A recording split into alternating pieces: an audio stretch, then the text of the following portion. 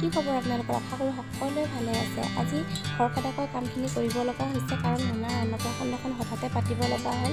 কিয়নো পাতিব লগা হ'ল আপোনালোকে ভিডিঅ'টো সম্পূৰ্ণকৈ চালে গম পাব। মোনাৰ অন্নপ্ৰাশনখন বেলেগত পাতিব লাগিব, ঘৰত পতা নহ'ল।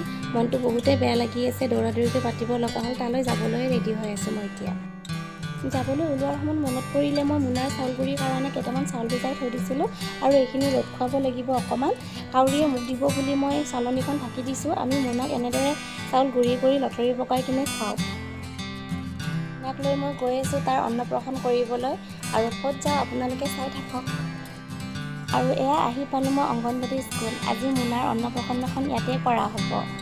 এয়া কিন্তু ফ্ৰেণ্ড সঁচা অন্নপ্ৰাশন নহয় দেই, এওঁলোকে বাৰ্থডে অন্নপ্ৰাশন এইবোৰ কৰি দেখুৱাব লাগে আৰু ইমান সৰু বাচ্ছা নাছিলে কাৰণে আমাৰ মোনাকে মাতিলে। অন্নপ্ৰাশন আমি বৰ্তমানলৈ কৰাই নাই জানেনে, কৰিলে আপোনালোকক নিশ্চয় দেখুৱাম। বাহিৰত মেলি দিয়া চাউলকেইটা অকণমান লাৰিলোঁ, তাৰপিছত চাহ বনালোঁ, লগতে মোনাৰ কাৰণে কিবা এটা বনালোঁ। তাৰ লগত কথা পাতি চাহ খাই আছোঁ, নহ'লে সি বিৰাট কান্দে জানেনে। আজি আকৌ পিটিকা খাব মন গৈছে, সেয়েহে গছৰ বেঙেনাটো ছিঙি আলু এটা দি পিটিকিলোঁ।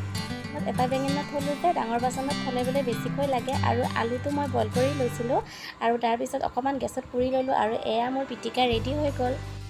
ভাতৰ থালিখন অকণমান সজাই লৈছোঁ, দেখাত কিমানে ভাল লাগে ন সজাই ল'লে।